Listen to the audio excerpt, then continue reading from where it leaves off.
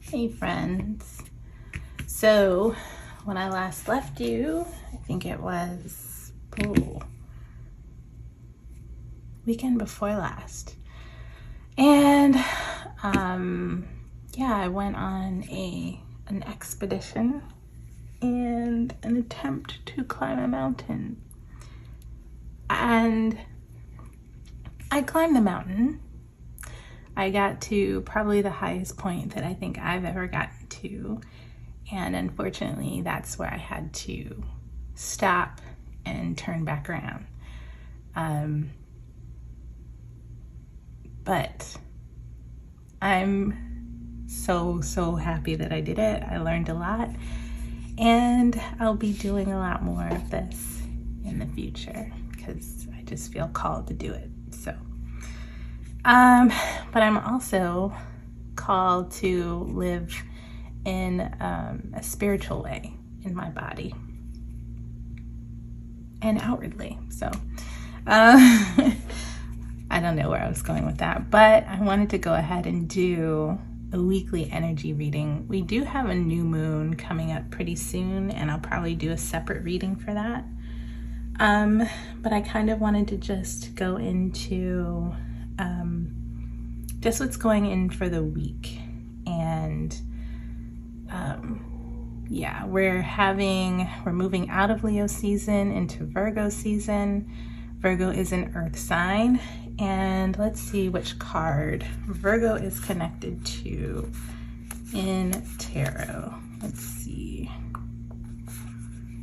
Pluto, Mars, Uranus. Oh, Virgo. Virgo is the Hermit. And it's so funny because lately a lot of my I think there's been a lot of readings coming up that have had the Hermit in them, but also intuitively what I've been getting is this need to go into a mode of self-contemplation, learning, the whole sphere of both learning and teaching.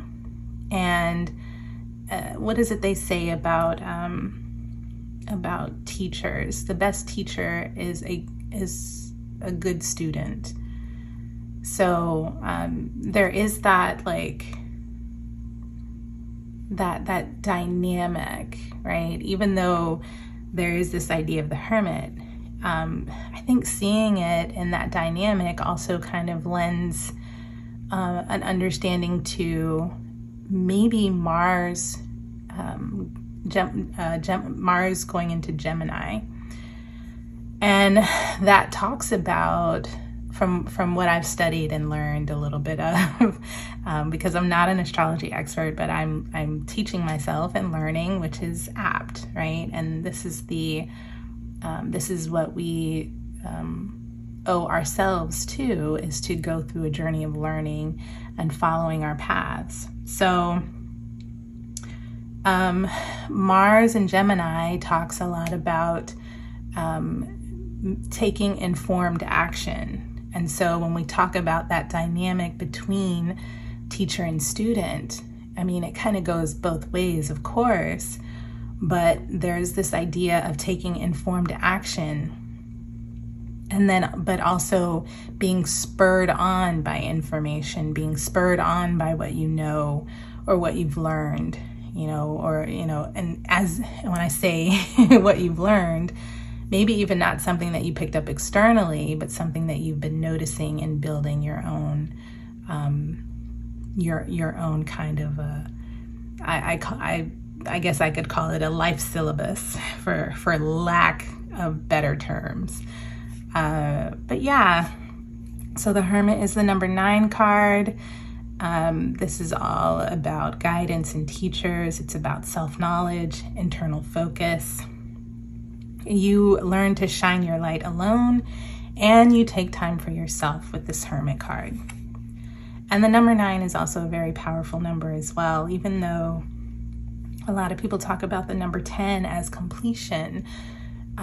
Think of it as sometimes you have to go through the desert alone in order to reach the oasis, in order to reach the mountain, in order to reach, these different internal spaces and sources of light and life for yourself. And that, I think, is what the number 9 represents, is that singular focus and internal focus, but also celebrating you as when you do that singular internal focus. Yeah, I think that's a beautiful card.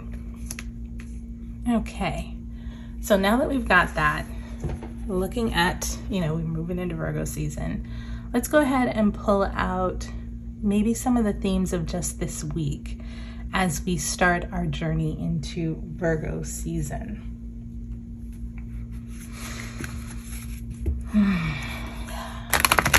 So I'm pulling out where in the world? I think the last time I tried to do these cards, I could not find the book. So, where did I put the book? Give me 1 second. Here it is. Right where I left it. Okay. So, I got the book. I'm using the Wild Unknown Archetypes deck and asking Spirit to give us some sort of indication as to what the week of August 22nd is going to bring us. What are the energies? What are the themes that are going to come up this week for us as the collective? And of course, I can't do any of this without including myself, right? So this is through a lens of understanding and tapping into the energies of the week and really honing in on some of the lessons that come forward. So Spirit, what are some of the themes from this week? Ooh. Okay. Wow, look at that. Didn't I mention the desert before? I feel like interesting. I'll keep these two. Okay. And yeah, there we are. All right. Wow. Here we go. Okay. So I've got this here. I'm just going to prop up this Hermit Virgo card over here in the corner. And it's a little bit interesting. So let's see. We've got Venom at the bottom of the deck. Desert came out. Desert was very prominent for me. And then I kind of questioned pulling out the Sword and the Seed, but they did come out as well. So, and what I'm going to do is, because this was prominent, but these two definitely came out on top. So I'll put these first, and then I'll put the Desert last. Okay. All right, so let's go ahead and read through really quickly. No, before I do that, I want to intuitively go into this, because while the venom seems like a very menacing thing, I feel like there's a lesson. I feel like the venom is a lesson.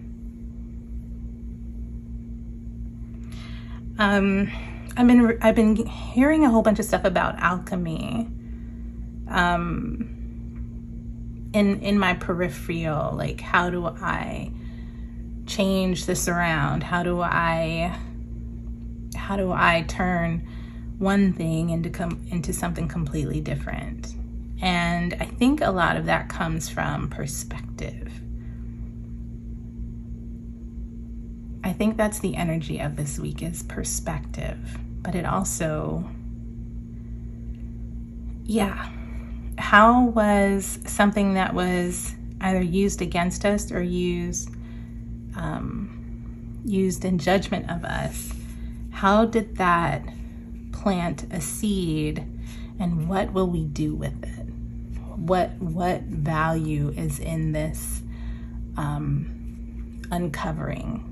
What when we take time to take a look at it. And I feel like that's what we're kind of going into is this week, is a feeling of, whoa, something big has happened, or some sort of big source of information has come in, and now we need to figure out what it means for us. It's almost as if, it's not even almost as if, I mean, with the desert here, we are going on a journey of self-knowledge and focusing on ourselves. So let's take a look. I want to find out about the venom first.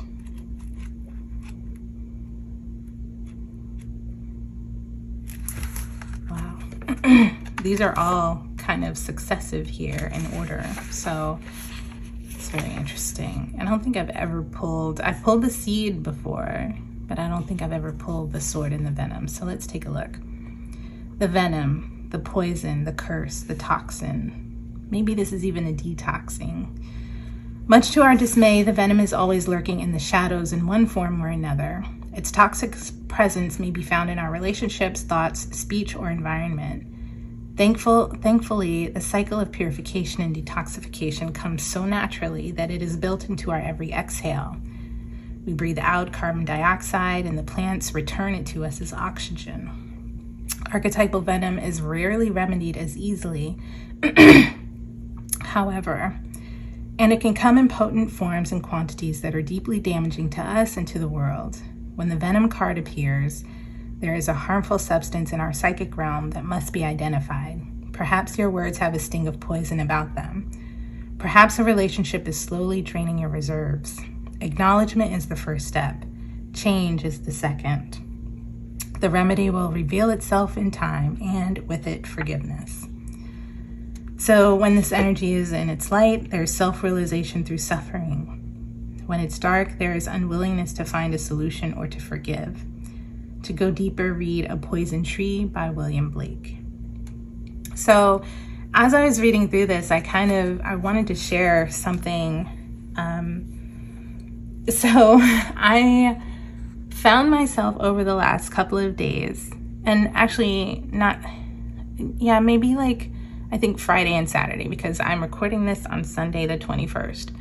I found myself really like, what in the world, like, you know, having interactions and then just being like, what in the world was that? Or where did that come from? Where did that reaction come from? Or where did that, holy crap, that comes off as like snarky, or holy, oh my, you know, I can't believe that I said that. I can't believe that I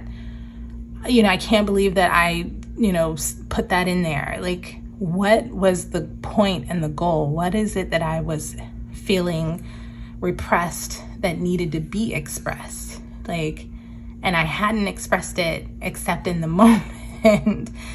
You know, it was one of those things where I caught myself saying things that were harmful, even if they weren't outwardly so. Definitely they were like, on an underlying level, they were harmful. And I was like, what the hell was that? And I still am honestly today, I was like, well, you know, maybe it's because I'm tired, and I've been trying to struggle with like figuring stuff out. And a lot of times when I need to figure stuff out, I pull back socially and like try and work it out through just being with myself, exercising, going outside in nature, or just like, you know, just relaxing in any way I can. And so noticing that about myself, it's not like a huge revelation, but maybe there is some sort of venom that you have discovered in your life, and you are kind of the same, either not so much the same way that I am, but there is a calling to stop, detox, and go a little bit deeper on what that is in our psychic realm that needs to be identified. Okay. So let's take a look at the sword, which is the card before that. Yeah. Okay. The knife, the blade, the weapon. To use the sword is to decide. The blade separates one reality from another. The choice is made and all else falls away. If you find the sword in your grasp, you can no longer hesitate. This weapon requires a clear and decisive mind and a willingness to act. An onlooker may think the sword bearer is hasty and violent, but the most compassionate and responsible gesture is the one that is honest, swift, and accurate. Our first encounter with the sword is at birth, when the cord we share with the mother is cut. This moment defines our separation from her and begins our journey of becoming ourself. We must make these cuts again and again if we are to grow. Decisions shape our life, and the sword is an infamous shaper of destiny. When light, you are cutting through to what is essential. But when dark, you're hasty, backstabbing, a dull and painful blade. To go deeper, check out Marina Abramovic's Rhythm series or Caravaggio's Judith beheading Holofernes, which is, I'm laughing because it's a very famous painting and I just saw a meme about it. It was interesting. The meme was using, it was using Caravaggio's painting of just Judith, and I think someone had used the photo on like some sort of a pasta bottle or some branding, but it was just the photo of Judith. And I'm sorry, I'm laughing, but it's a very serious subject. It is just the photo of Judith in that painting, and the meme, all of the statements below it were like, oh, you never know what you're going to get in your sauce, or at least now we know what's in the sauce, because the whole picture itself is very, a very, very graphic painting, definitely depicting Judith beheading Holofernes. And I hope I'm pronouncing that correctly. So the sword here, when we start off with venom and we understand either we're having a self-realization or someone is basically saying, what you just did was messed up, there is a decision point. You have the sword, you have the logic, you have the ability to then either dislodge yourself from the thing that is, you can dislodge yourself, one. But I think it's also interesting to hear that, we talk about the first sword that we encounter is the one that we share with the mother. And now is the point of true adulthood, right? We are cutting off from the things that we, and this is, again, my own experience, but also intuitively, I'm definitely moving into this intuitively. But what we're doing when we reach a certain level is we're cutting off our need to be the child that our parents needed us to be, and we're moving into true adulthood. And that means we can no longer sit back and say, oh, it was my parents' fault that I'm like this or that I do this. There actually now is an accountability factor of when you show up in the world as a jerk, it's just you being a jerk. It's not your parent. It's not, the way that you were brought up as a kid. This is who you are, And now that you understand that the sword needs to be decisively used, it's like, okay, even if you stand in the, I'm at the point where I'm no longer interested in being the good girl. I'm no longer interested in, putting up with, I'm no longer interested in putting up with tradition or, what's the word? I'm no longer interested in entertaining tradition or anything that might, or defending tradition either. So I'm no longer interested in being, I'm no longer interested in being respectful of maybe, honestly, elders in my family who have absolutely no respect or growth or anything for me, right? Or at all. So I'm no longer interested in entertaining any of that. I don't feel like it. I'm not going to do it. And that's where I am. But for me, it was very decisive. And now I'm on the other side of that. Whereas, when I was in their presence, I was the good girl. And I'm like, why was I the good girl for people who had no want to model that for me, right? Anyway, that's just my thing. Maybe you have another thing that makes you aware of the sword or the decision that you have to make. Maybe you are now having to draw your weapon and be an adult and stand, right? Stand on your own 2 feet as yourself and make a decision of who it is you're going to be and how you're going to stand on your own 2 feet in that decision. Now, the Caravaggios, I think I've actually seen this painting in person, if it's in Italy, but there's definitely this release. For me, it's a release from toxic patriarchal, the hierarchy and, oh, I'm important here because I'm over you. And it's just like, I don't need that kind of toxicity in my life. And I'm okay with going off and discovering who I am and what I want on my own. Okay, I've spoken enough about that. We're talking tarot here and oracle, but let's do the oracle. Let's continue with the oracle. Let's go to the seed. LXBI. The seed. The beginning, the origin, the pearl, which, by the way, I actually have a spa appointment at a place called the Pearl. I was looking at my watch. Beginnings come in many forms. They are not always a beautiful seed placed intentionally in nourishing soil. Origin stories, like any birth story, are complex, surprising, multi-layered, and usually reveal a central image or detail that represents the fully formed being. Simply stated, the end is present in the beginning, or the entire oak tree resides within the acorn. Whether you follow this imagery theory or not, know that when this card appears, there is potent generative energy all around it.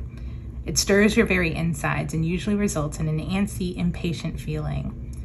Pay particular attention to what agitates you. I love that. As it is a sure sign of growth to come. You are bumping up against a growth edge. Like, what did I say? What did I say about becoming an adult and cutting yourself off? You're experiencing that first cut, but now you hold the sword, right? And you're standing on your own 2 feet in who you are. And you can no longer, because you've cut off something in the past, you can no longer stand on that as, oh, it's the fault of something in the past, not even just parents, but it's the fault of something in the past that I'm not happy. It's the fault of, no more of that. Anything at this point that agitates you is asking you to grow. And I think that's what we're coming up against this week. We've cut stuff off in the past, and now we've hit a growth point. We've hit a point at which we need to move forward from. And it's hard, right? It's hard to let go. It's hard to, at least for me, someone who is Taurus sun, Scorpio rising. So I'm definitely someone who remembers shit. But there is this vibrational, allow yourself to be vibrationally pulled to the thing that's asking you to grow, and that is the seed. The seed is offering that agitation. You're coming up against a growth point. You're about to expand outside of the acorn and plant your seed as you. Okay, let me continue. Let me finish this up. Pay particular attention to what agitates you, as it is sure sign of growth to come. You are bumping up against a growth edge. It is from the grit that the pearl eventually comes to be. Yeah, been through some shit. I've been through some shit. It's time. It's time to reveal, you know? So when this is in light, we are generative, fertile, germinating, and building. When it is dark, we are festering, stewing, and dormant. To go deeper, read James Hillman's Acorn Theory and the Soul's Code. I'll see if I can find the theory and link it into this reading. But other than that, yeah, James Hillman, I believe, is another one of those Jungian analyst, storyteller types who I've recently started coming across more and more of his work and hoping to delve a little bit deeper into that. Okay, finally, the desert.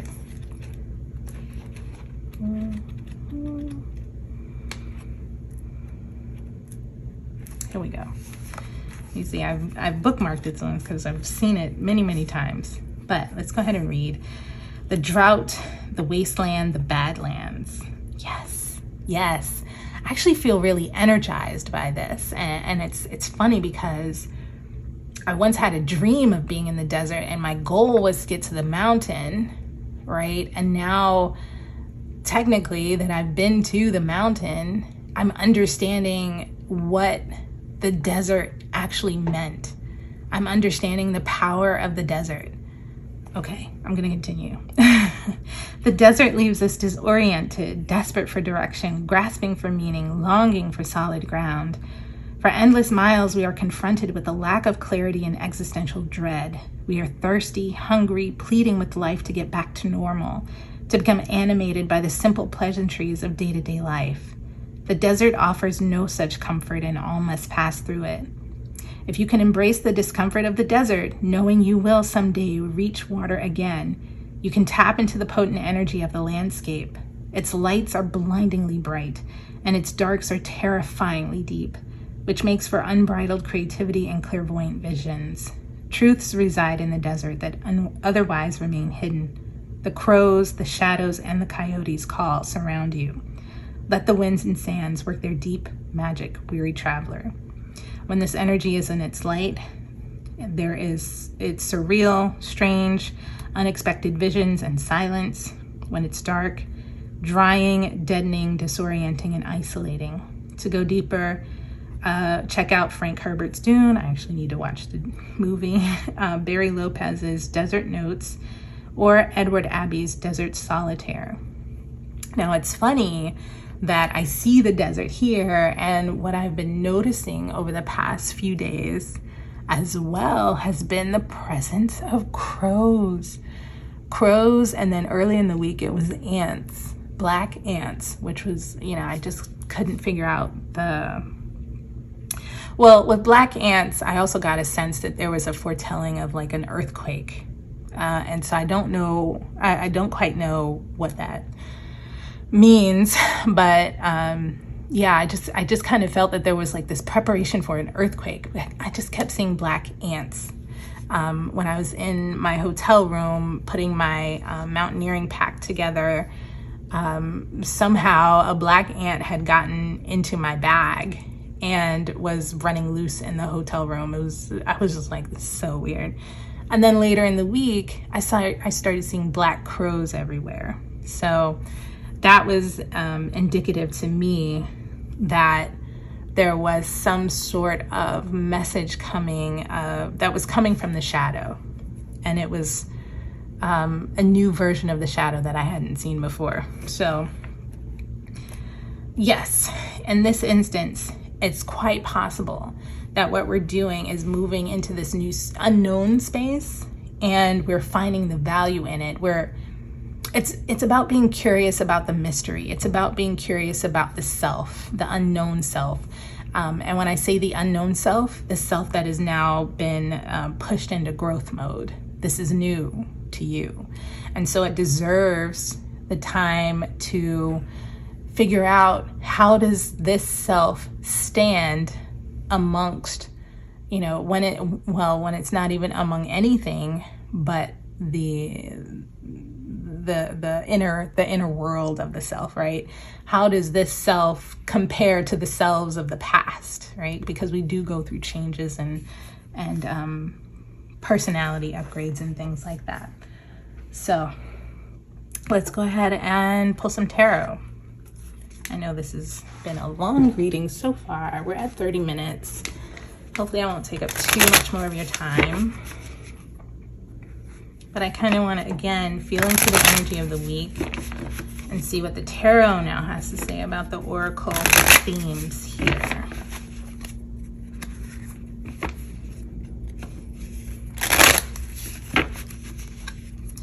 And I don't want this, like, the intent of this is not to say that this will be isolating, but this is definitely asking for you to open up space to really do some deep dive for yourself. Okay, Spirit, can you clarify the sword, please, for this week, for the week of August 22nd? This is the Six of Pentacles in reverse. Okay, can you clarify the seed, please? Wow, interesting. Kind of came out on its side. Let's see what it says on the side. Push that up just a bit. And then let's see, can you clarify the desert? Ooh, okay. So we've got the Magician, and then we've got 2 extra cards that I'll keep out on the side if I need some clarification for that. And we've got the Wheel of Fortune in reverse. Yeah, this talks about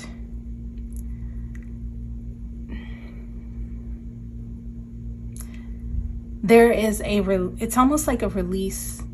It's a release of the past. It's a release of control of the past, because you can't control the past, right?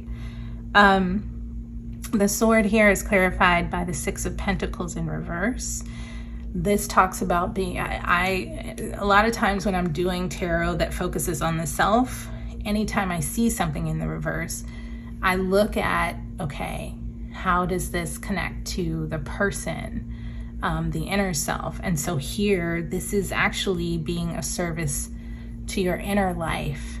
You know, it could be that you, it could be that the sword that you're presented with, or this toxicity as well, could manifest itself as someone divesting from you, or you having to divest from some sort of service or giving of yourself, having to withdraw from a situation, having to withdraw excuse me, having to withdraw your resources, or even, you know, this could be some sort of adult situation that you come up against, something new that you've never had to challenge before, something that is asking you to be accountable to you and protecting you.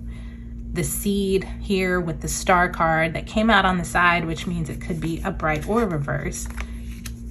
I feel like this is you being able to choose your path, to choose where you're going to either, again, pour your energy or divest your energy, divest your spirituality. It doesn't really matter, but you've got to move. You can't stay in this place. You can't stay. Well, here's the thing. You can stay in this area of needing to move, right? Needing to, this agitation here, this grit. But you can't stay there forever. You cannot stay in this liminal space forever, because you must move here in this reading. You must move into the desert, because this is where, like, it's interesting too, when I look at the seed and I look at the pearl in the center, the way that the pearl is made is, you know, a piece of sand, or a sand, I don't know, a grain of sand gets into the pearl, and the pearl gets into the oyster, and the oyster does this, right? It closes up. And the defenses that it builds around the irritation of the sand makes the pearl, right? So now, guess what? we're moving into the desert, right? The desert is made up of nothing but sand, right? Nothing but grains of sand. Guess what? It's time to use that desert experience to your advantage. It's time to imagine something new for you. It's time to imagine who you are, what you want to be, and who that person is, and really, use this time in the desert to craft an idea of who it is that you are, not just how you are, not just what is given to you externally, but what you choose, what you choose to create irritation and change. You get to choose that. It's not thrust upon you. Wow. Let's see. Let's look at the clarification cards here.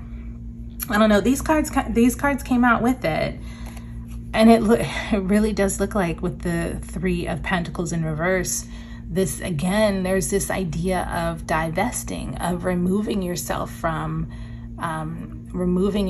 certain contracts, spiritual, psychic, physical contracts, removing yourself from connections, and things like that, in order to have this true transformative experience.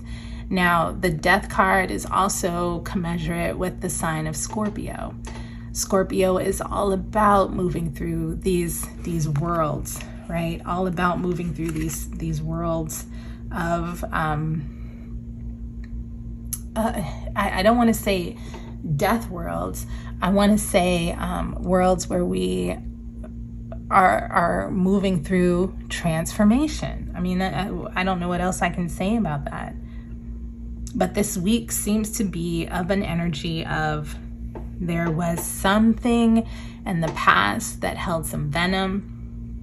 There is something that is moving you into this great need for change, and you are now in control and understanding the power in being in this desert, the power of being with yourself, the power of focusing internally on you and your self-knowledge and your growth. This is the message for this week. I hope you enjoy, and I will see you again for some short readings here and there. Be blessed. Namaste.